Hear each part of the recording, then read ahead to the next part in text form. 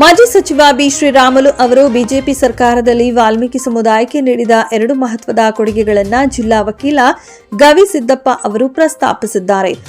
ವಾಲ್ಮೀಕಿ ಜಯಂತಿ ದಿನವನ್ನ ಸರ್ಕಾರಿ ರಜೆಯಾಗಿ ಘೋಷಿಸಿದ ಸಮುದಾಯದ ಮೀಸಲಾತಿಯನ್ನ 3% ನಿಂದ 7% ವರೆಗೆ ಹೆಚ್ಚಿಸಲು ಹೋರಾಡಿ ಇವು 2 ವಾಲ್ಮೀಕಿ ಸಮುದಾಯದ ಇತಿಹಾಸದಲ್ಲೇ ಮರೆತುಕೊಳ್ಳಲಾರದ ಸಾಧನೆಗಳು ಎಂದು ಬಳ್ಳಾರಿ ಜಿಲ್ಲಾ ವಕೀಲರಾದ ಗವಿಸಿದ್ದಪ್ಪ ಹೇಳಿದ್ದಾರೆ.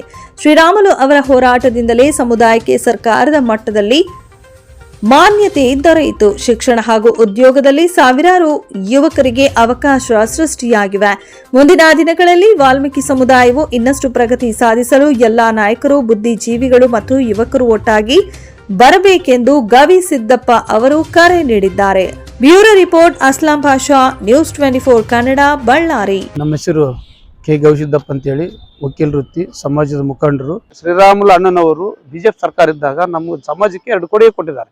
ಅವೇನಂತಂದರೆ, ಇವತ್ತು ಬಿಜೆಪಿ ಸರ್ಕಾರ ಇದ್ದಾಗ ನಮ್ಮ ಸಮಾಜಕ್ಕೆ ಒಂದು ವಾಲ್ಮೀಕಿ ಜಯಂತಿ ಅಂತ ರಜೆ ಘೋಷಣೆ ಮಾಡಿದ್ದ ಅವತ್ತು ಬಿಜೆಪಿ ಸರ್ಕಾರ ಇದ್ದಾಗ. ಆಮೇಲೆ ಇನ್ನೊಂದು ಕೊಡುಗೆ ಏನು ಕೊಟ್ಟಿದ್ದಾರೆ ಅವರು ಅಂತಂದರೆ, ನಮ್ಮ ಸಮಾಜಕ್ಕೆ 3% ಇತ್ತು, ಅದರ ವಿರುದ್ಧವಾಗಿ ಹೋರಾಟ ಮಾಡಿ ಅವತ್ತು ನಮ್ಮ ಸಮಾಜದವ್ರು ಸ್ವಾಮೀಜಿ ಆಗಿರ್ಬೋದು, ನಮ್ಮ ಸಮಾಜದ ಎಲ್ಲ ಜನಾಂಗದವ್ರು ಆಗಿರ್ಬೋದು, ಅವರು ಸರ್ಕಾರ ಇದ್ದಾಗ, ಬಿಜೆಪಿ ಸರ್ಕಾರ ಇದ್ದಾಗ ನಮ್ಮ ಶ್ರೀರಾಮುಲು ಅಣ್ಣವರು ಈ ಒಂದು 7 ಈಗೇನೈತಲ್ಲ 3% ಇದ್ದಿದ್ದು 4%, 7%ಗೆ ಮಾಡಿದ್ದು ಅವ್ರು ಶ್ರೀರಾಮ ಅಣ್ಣನವರಿಗೆ ಸಲ್ಲತಕ್ಕದ್ದು. ಯಾಕಂತಂದರೆ ಇವತ್ತು ಅವತ್ತಿನ ದಿನದಲ್ಲಿ ಅವ್ರ ಸರ್ಕಾರ ಇತ್ತು, ಅವ್ರ ಸರ್ಕಾರಕ್ಕೆ ಹೋರಾಟ ಮಾಡಿ ನಮ್ಮ ಜನಾಂಗದವರಿಗೆ 4% ಮೀಸಲಾತಿ ಜಾಸ್ತಿ ಮಾಡಿಕೊಟ್ರಂಥ ಒಂದು ಕೊಡುಗೆ ಅಂತಂದ್ರೆ ಅವ್ರದ್ದೇ ಅಪಾರವಾದ ಕೊಡುಗೆ. ಇವತ್ತು ನಮ್ಮ ಜನಾಂಗದಲ್ಲಿ ಮಾಸ್ಟರ್ ಇರತಕ್ಕಂಥ ಶ್ರೀರಾಮಣ್ಣವರು ಈ 2 ಕೊಡುಗೆ ಕೊಟ್ಟಿರ್ತಾರೆ.